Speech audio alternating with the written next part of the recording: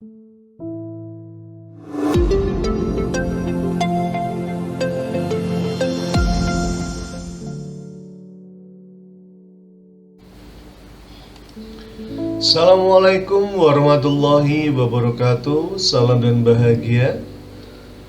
Perkenalkan, saya Tri Kusnandi, calon guru penggerak angkatan 9 dari Kota Magelang. Pada kesempatan kali ini saya ingin mengajak calon guru penggerak untuk berdiskusi mengenai demonstrasi kontekstual pada modul 1.3 tentang visi guru penggerak. Namun kali ini saya ingin mengajak kalian semua untuk memahami lebih lanjut mengenai model manajemen perubahan inquiry apresiatif Bagja.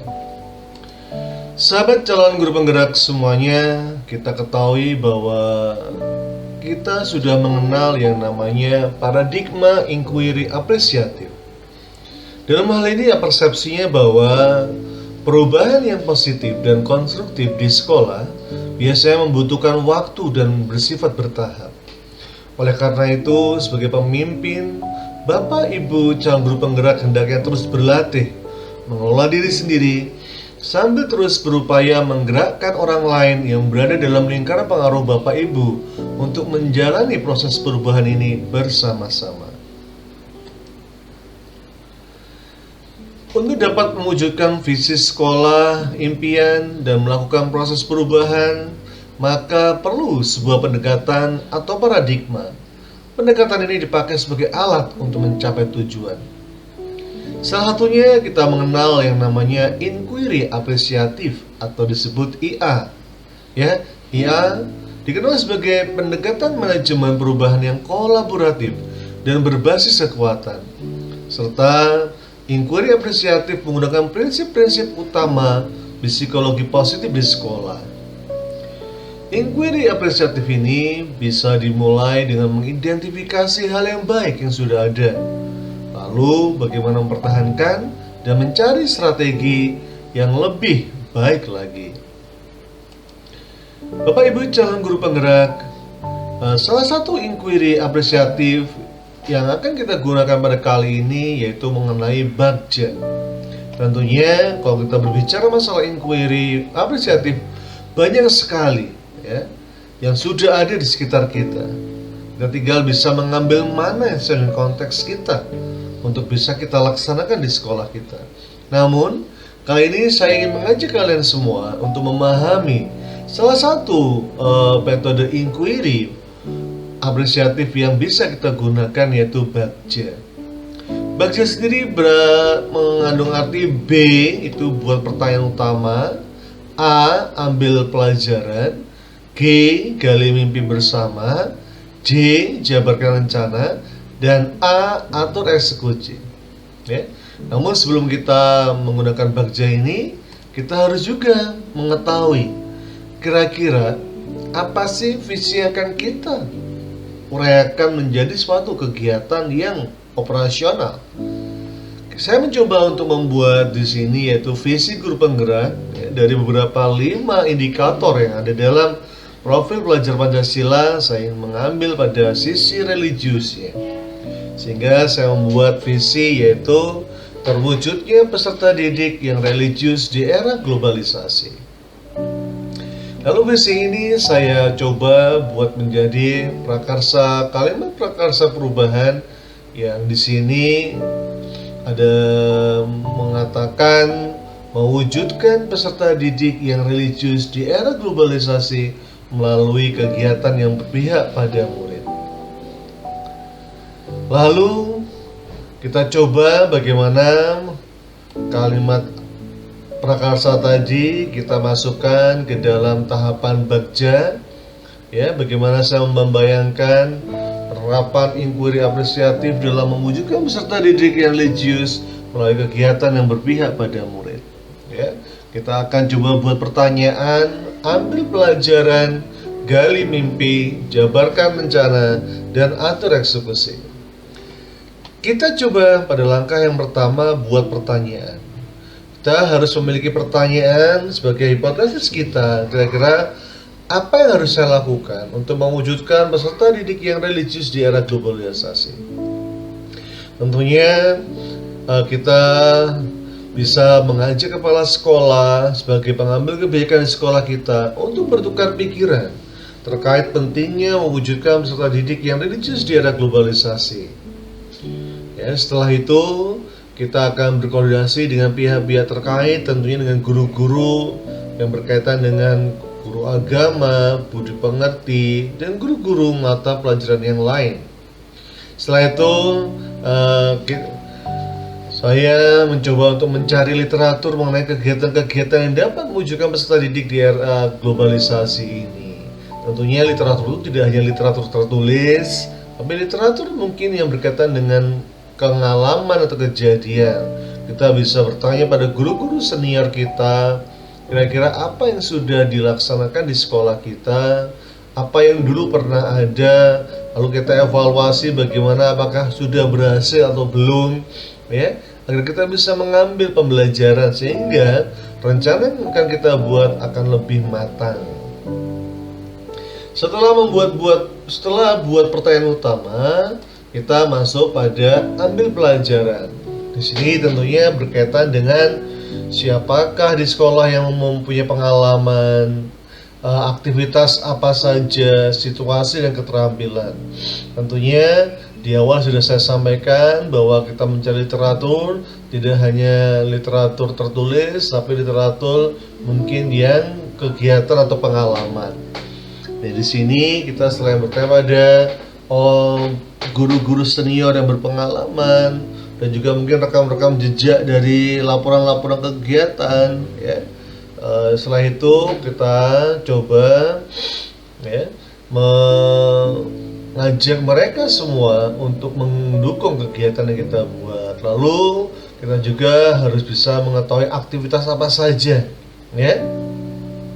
Lalu setelah aktivitas apa saja, kita bisa mungkin tidak hanya pada guru senior, kita bisa bertanya melalui wawancara, survei pengalaman, pendapat, ya, guru-guru yang terkait, ya, tidak hanya guru PAI, PPKN, BK, ya, kepala sekolah mungkin, atau mungkin pengawas yang bisa kita mintai masukannya, murid dan mungkin orang tua.